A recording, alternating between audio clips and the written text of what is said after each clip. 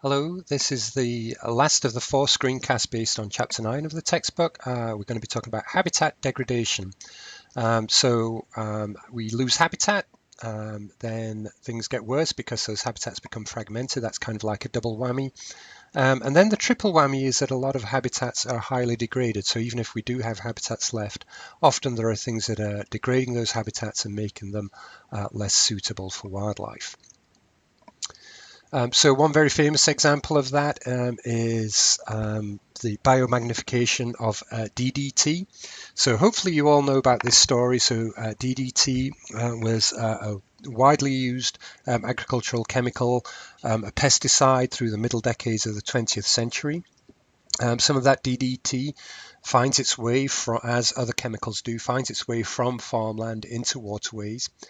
And even though the concentrations in the water are really minute, notice here, 0.000003 parts per million, so incredibly dilute. Hopefully I got the right number of zeros there. Through this process of biomagnification, as you go up the food chain through the different trophic levels here, that concentration basically increases because basically there's a throughput of water through each of these organisms, and the DDT is retained in the living material of those organisms and basically gets passed up, and that's the process of biomagnification.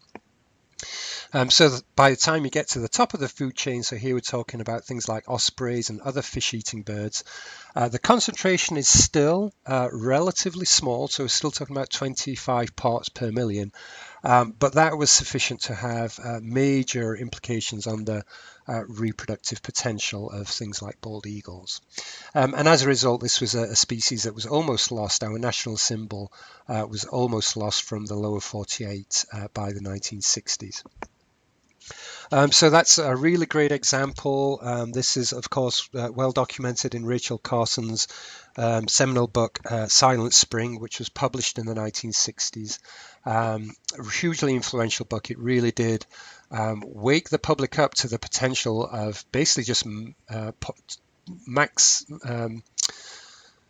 large-scale toxicity and how the chemicals that we were using in farmland could have a huge impact on living organisms. Another source of pollution that gets a lot of attention, of course, is oil spills. It's something that's kind of very visual. We can see organisms in distress. The one that you guys can probably all remember very well is the Deepwater Horizon oil spill now 10 years ago, and we still have lingering pretty major effects of that in ecosystems in the Gulf of Mexico.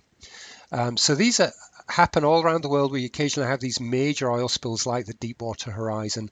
But in addition to that, this is happening on a chronic basis throughout some parts of the world. So there are kind of small oil spills on an almost daily basis, which get much less attention.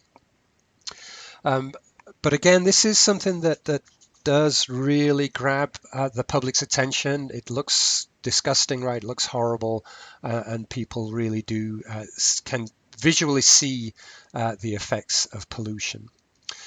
Something else that the public has really started to engage a lot more in just within the last couple of years is plastic pollution.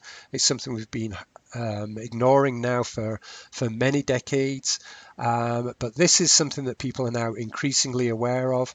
Here you see in these images, really pretty upsetting images showing you the effects of plastic pollution, large plastic pollution on various different organisms, particularly pervasive in aquatic marine organisms, where some species mistake plastic for food, for example.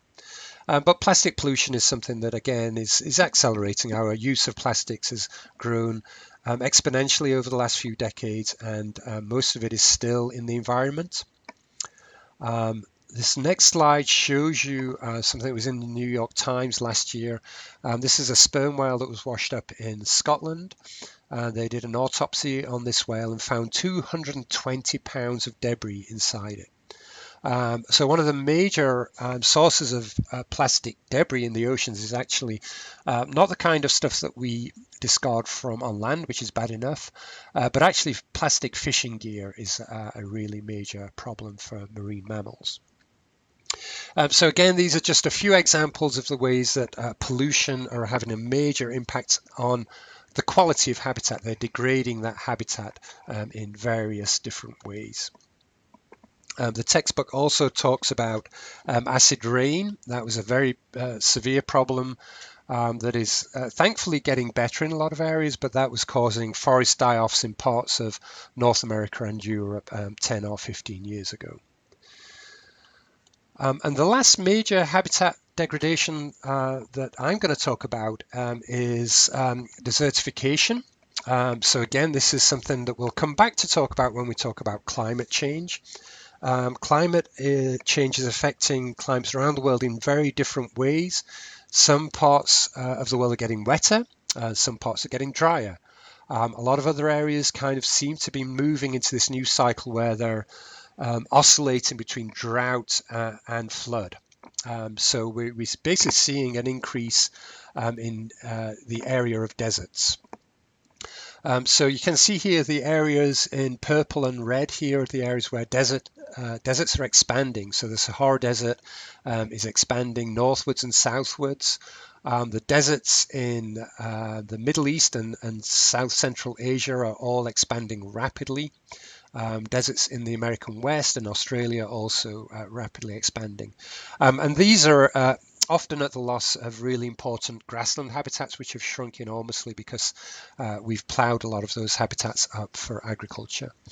So we have real additional stress on a lot of these kind of savanna and grassland habitats due to desertification. Climate change is part of the story here, but it's also partly just because a lot of these areas have growing human populations, especially in the Middle East, rapidly growing human populations who are extracting more and more water from rivers. And so there's just a lot less water left in the environment in these areas. Okay. So this becomes like a positive feedback. The more you remove vegetation from these areas, the more vegetation dies off, the less evapotranspiration there is from the vegetation, which means there's less water vapor in the atmosphere and much less potential for rainfall. So we've got these ongoing positive feedback loops exacerbating this problem. And the last habitat degradation we're going to talk about is the problem of eutrophication. I'm sure a lot of you have already talked about eutrophication in other classes, but it's a really important issue in both freshwater and saltwater environments. This particular story on this YouTube video is the story of Lake Okeechobee in Florida, which is going through horrendous problems of many different kinds, but including a problem of eutrophication. So as your last little exercise on this module, I'd like you to watch that story. Again, the link is on the Moodle webpage. So I'd like to just thank you. That's all we're going to do for this week, these 4 screencasts, and then of course the paper discussion, which this week at least is going to be on Moodle. So thank you, and I hope you're all staying healthy. Bye-bye.